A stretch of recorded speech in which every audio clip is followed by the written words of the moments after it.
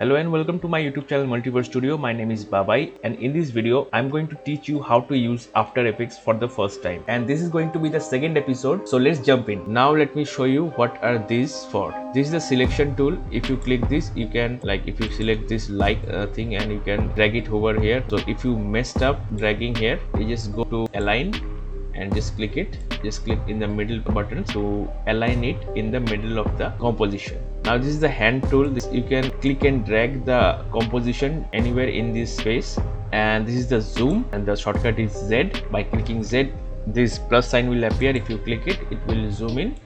This is the rotation tool. If you click it and if you just want to rotate, you can click any corner and just rotate it. It will rotate in the other direction. Now this is unified camera. If you want to animate the camera movements, you can use this option, but for that you need to go to the layer, new, and bring a camera. You can select different length sizes depending upon your scene. I'm using 20 mm, so if you want to move the camera, you need to make it first 3D object. I'm just moving my mouse pointer and you can see a different perspective of this text. Other thing on the list is pan behind. It's like finding the mid portion of it and bring it wherever you want so that you can align it like this. And this is the shape tool. You can use it for different purposes. All of the items shown here can be used to animate anything separately. That's the beautiful feature of Adobe After Effects. This is the pen tool. It can be used for various purposes like masking,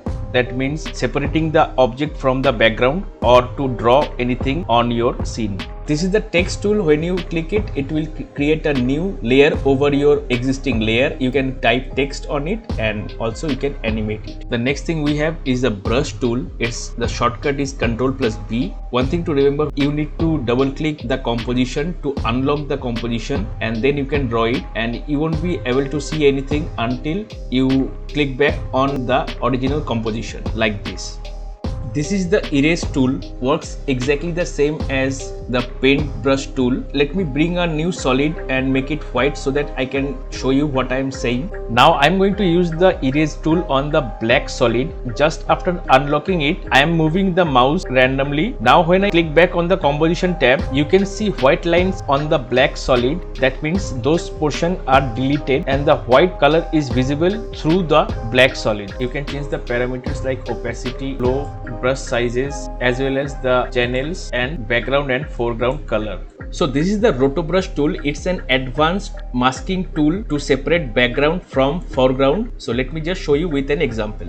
So here I'm going to show you the roto tool. Just click the roto tool and double click on the layer that you want to roto, and now you can see a green cursor will come. If you want to select this painting, you just need to click it and make a outline over it, and you can see it's roughly selected. So if you want to unselect it, you need to tap and hold Alt on your keyboard and just do like this, and you can see it's rectified. Now if I go back to the composition setting, you can see the painting is separated from the background. You can also alter the roto brush parameters from the left side of the screen shown here. It depends on what kind of work you are doing. So the last thing on the menu bar is the puppet tool, and the shortcut is Ctrl+P. If I want to animate anything in this picture, as you can see it's a still picture, so what I need to do is I need to just click this picture and bring the puppet tool, and you need to just click it which part you want to animate like this. Yellow marks will appear, and if you want to change this position, if you click this drop down menu, you will see the effect. Click the drop down menu of the effect puppet,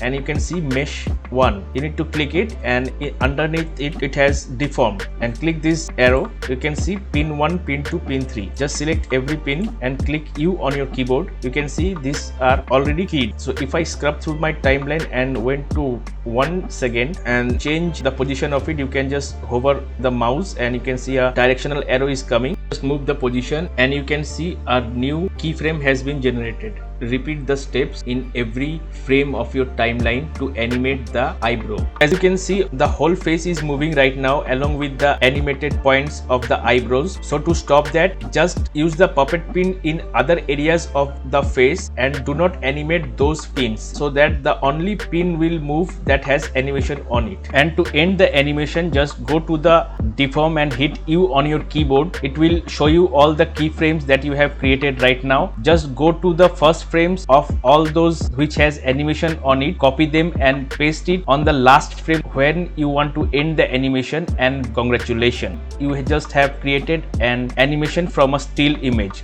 So that's it for today. I hope you enjoyed and learned something new from this video. On the third episode, I will be teaching you how to install and use plugins in Adobe After Effects and create animations with it. So if you haven't subscribed me, I would request you to subscribe my channel by clicking this red button. Also click the notification bell so that you will never miss this kind of educational content. Thanks for watching. Have a great day. Bye.